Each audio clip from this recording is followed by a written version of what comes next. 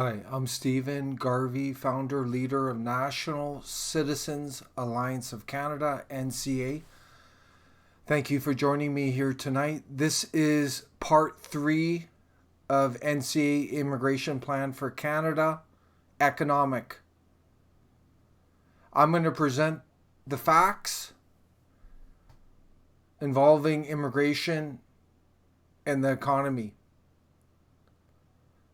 Then I'm going to share the solutions NCA has to deal with immigration, mass immigration. There's a lot of misinformation, myths that have been perpetuated for decades by the mainstream parties. I'm going to deal with 3 myths. I'm going to deconstruct them, refute them, and then I'm going to give you a lot more facts. And then, like I said, go into the solutions. NCA is interested in facts, not sentiments. We don't care about the tweets, the sound bites, the photo ops, the scripted speeches. We give you the facts.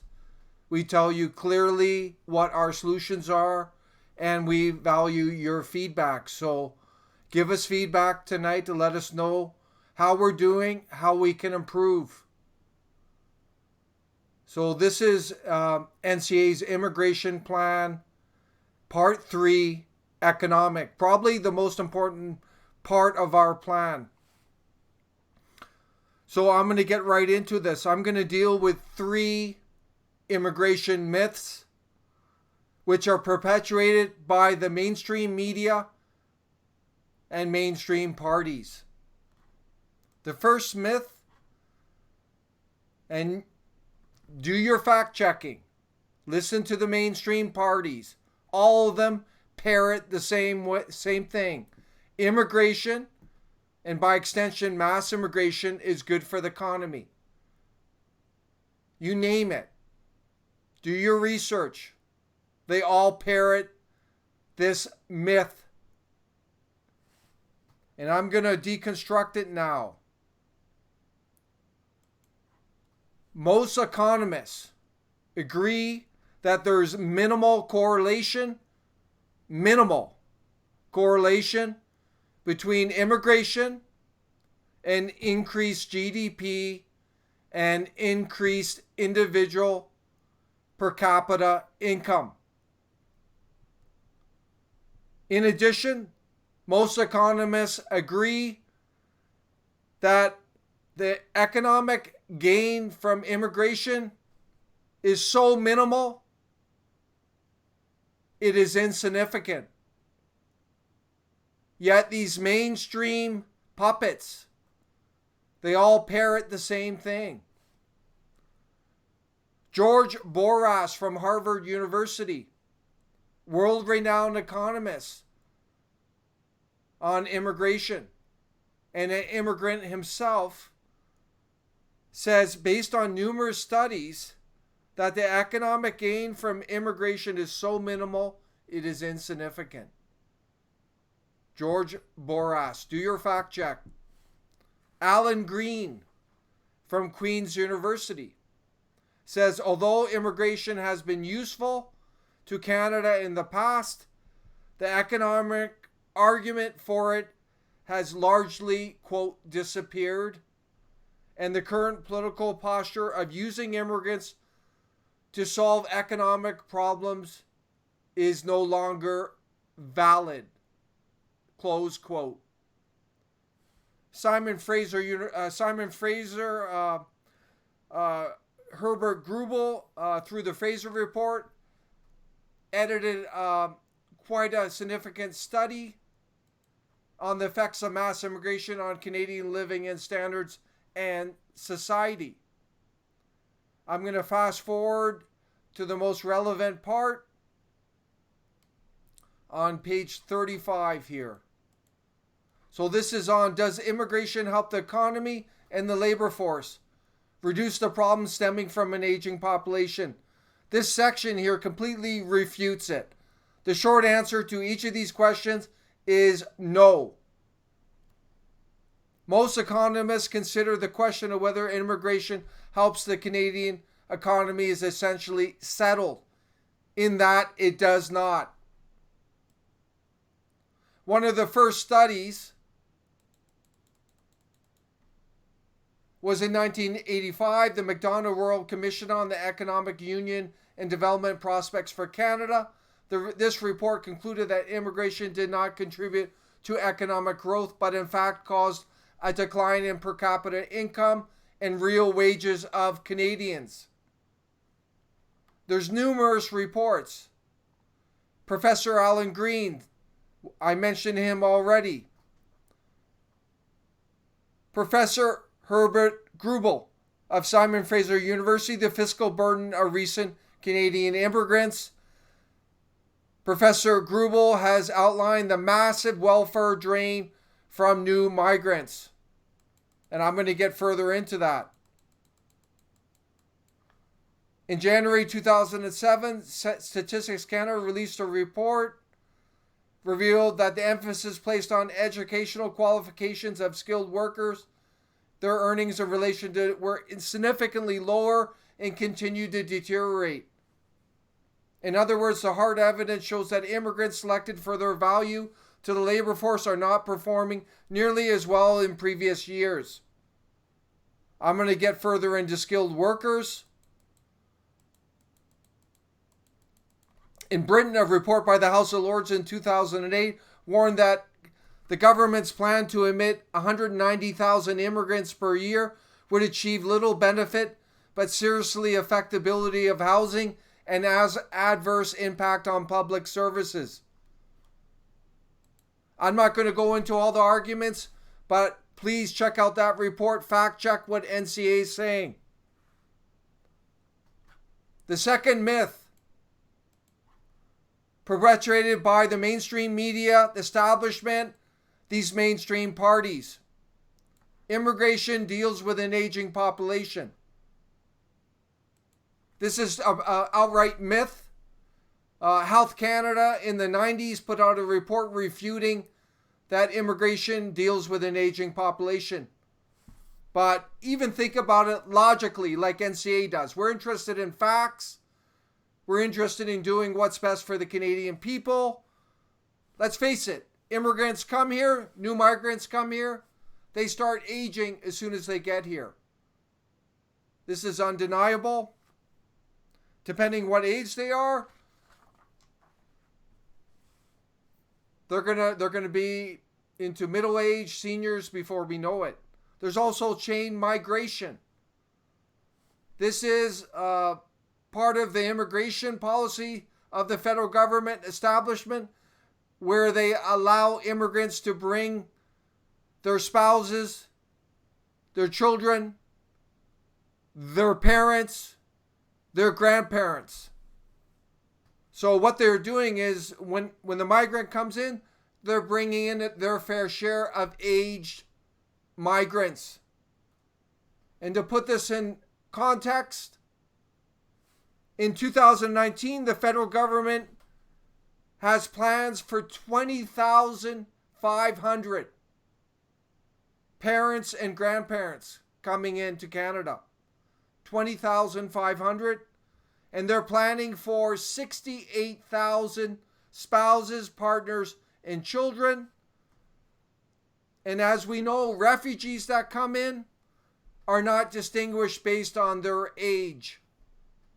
The federal government plans for 46,450 refugees in 2019. The third myth perpetuated by the mainstream media, the mainstream parties. Immigration is needed because Canadians are not replacing themselves. This is outright false, fake information. Canada is growing naturally. 294 new Canadians every day.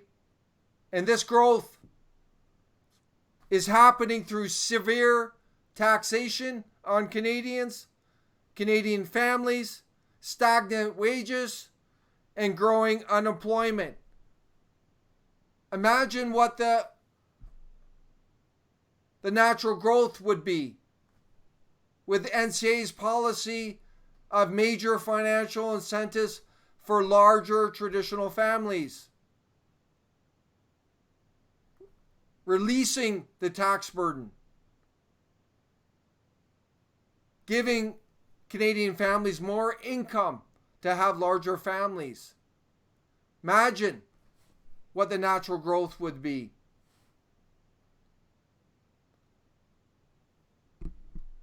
The economic burden of immigration, and by extension mass immigration, which has been perpetuated for decades by the mainstream parties, doesn't matter which one gets in. They're all pushing it. Herbert Grubel and his associate Gray, they did that report. We extrapolate the numbers to current levels. We estimate that new migrants are costing 40 billion taxation negative per year. That means they are consuming more services than taxes paid, to the tune of $40 billion.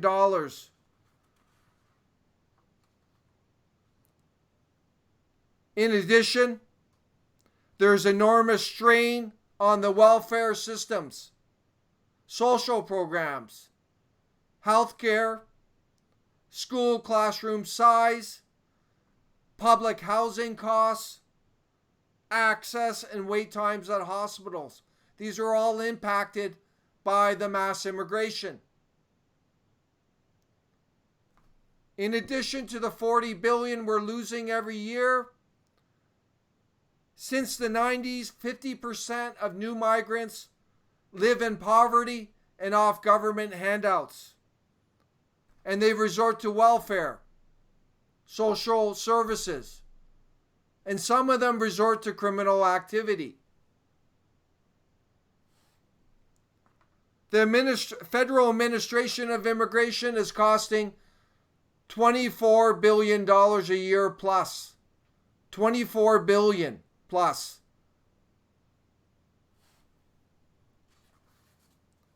There's additional costs due to law enforcement, due to criminal activity, terrorism, you name it. I mentioned chain migration, the welfare drain.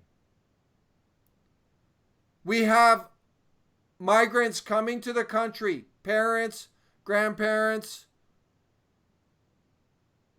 getting access to welfare from age 55 to 65, never worked in this country.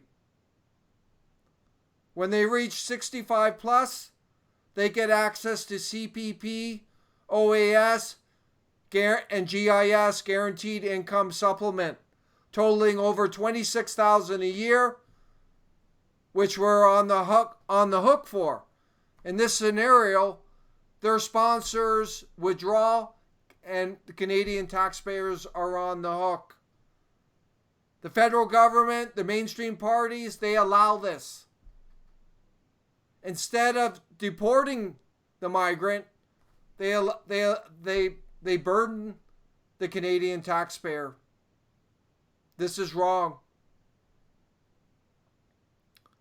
Around 80% of migrants are not in the skilled worker category that are coming into Canada, despite claims to the contrary by the federal government.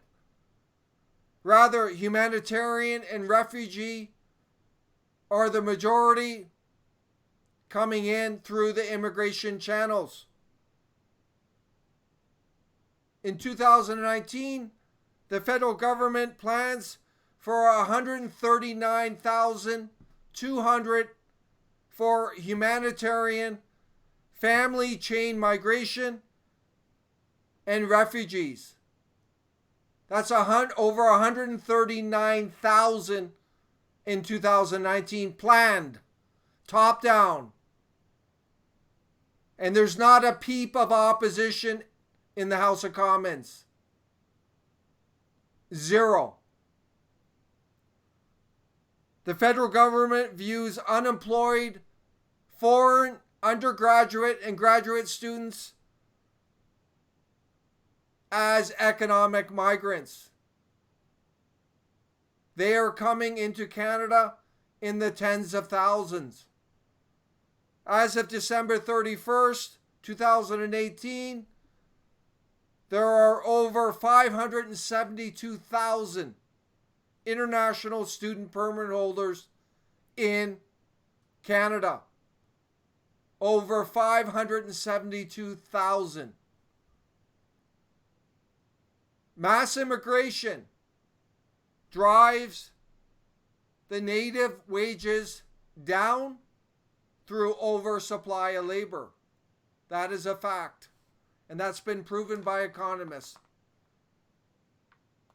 The overall mass immigration impact, economic impact on the Canadian people is as follows. Higher taxation to pay for the strain on the welfare, social programs, healthcare, etc. You are paying higher taxes because of the mass immigration. Second, there are less government services and benefits, such as lower CPP benefit, less for veterans, less for seniors, less for unemployed Canadians, due to this mass immigration and the strain on the welfare and social services, healthcare. The pie of services and benefits is getting smaller and smaller for every Canadian. None of this makes sense. None of this makes sense. Share your feedback. I'm going to go into NCA solutions now. To deal with the economic drain due to immigration, mass immigration, number one, NCAs, with the exception of refugee, will deny entry into Canada any immigrant applicant who is sick or dealing with significant health issues. We are not a charity to the world. We will end this nonsense. We're sorry for these individuals that they're sick, they have issues, but it's not our issue. It shouldn't be thrown on the Canadian taxpayers.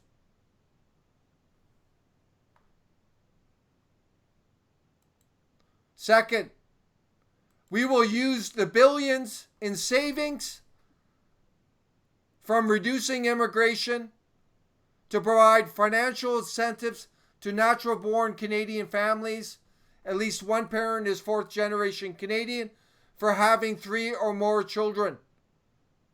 Long-term welfare recipients are not eligible to receive these incentives. As we get closer to the federal election, we will release more details on this program. NCA believes immigration should be a supplement, not a planned, organized replacement of the Canadian people. We support a moratorium on immigration followed by 50,000 or less. 50,000 or less in total per year. We will save billions from this reduction, and we will use those billions to support Canadian families, financial incentives for larger, beautiful families in Canada.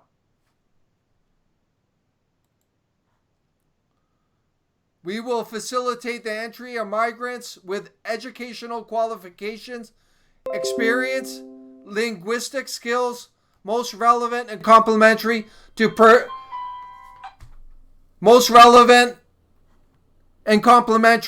the present and expected quantitative as well as qualitative needs of the labor market, if additional population is necessary.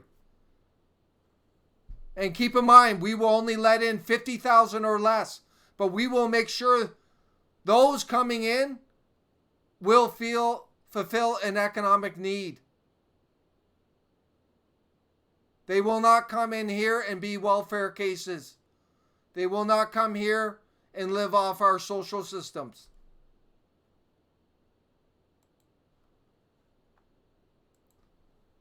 We will adjust the intake of migrants under the federal skilled worker category and changes to the minimum points threshold according to the performance of the overall labor market, specific qualitative characteristic conditions of occupations in industries across sectors of the economy. We will detach unemployed foreign graduate students from economic migrant classification. Again, we will make sure those coming in fulfill an economic need that the Canadian people cannot fulfill. Our overall emphasis will be on retraining Canadian workers, getting Canadian workers back to work who are out of work. That's our priority. We will deny any form of welfare or social assistance to newcomers for a minimum of 5 years as a resident of Canada. They will have to come and fend for this themselves. Remember, we're only allowing 50,000 or less. Imagine how many illegal migrants will be coming in with a policy like that.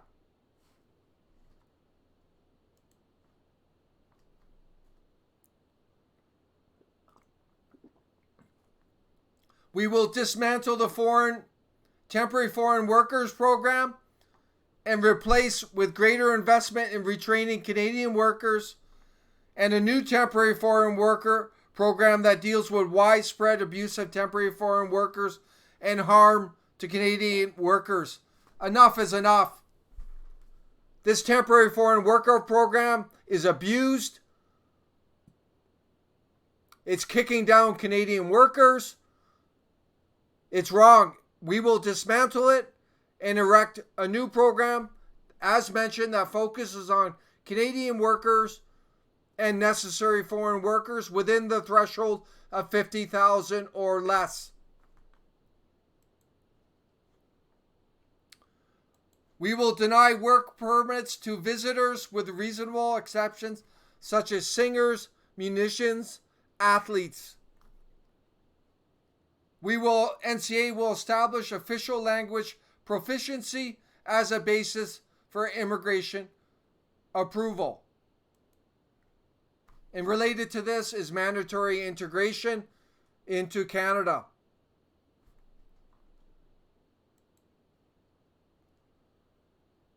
We will require permanent residents and any other non-citizen to reside in Canada for a minimum of 10 years to be allowed to apply for citizenship.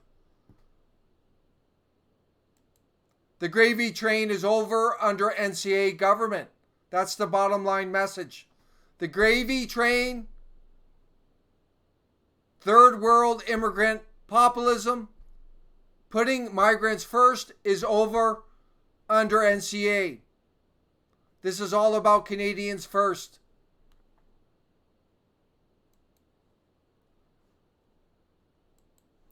We will deport immediately any non-citizen who commits a criminal offense with no exceptions. We will fund mandatory civic classes as a condition for permanent residency approval in order to advise applicants of Canadian culture, democratic institutions, as well as our economic and political systems, and advise them of their responsibilities and rights they are entitled to as permanent residents and as citizens if they wish to become Canadians. You can review this policy in detail at nationalcitizensalliance.ca. Enough is enough. This train wreck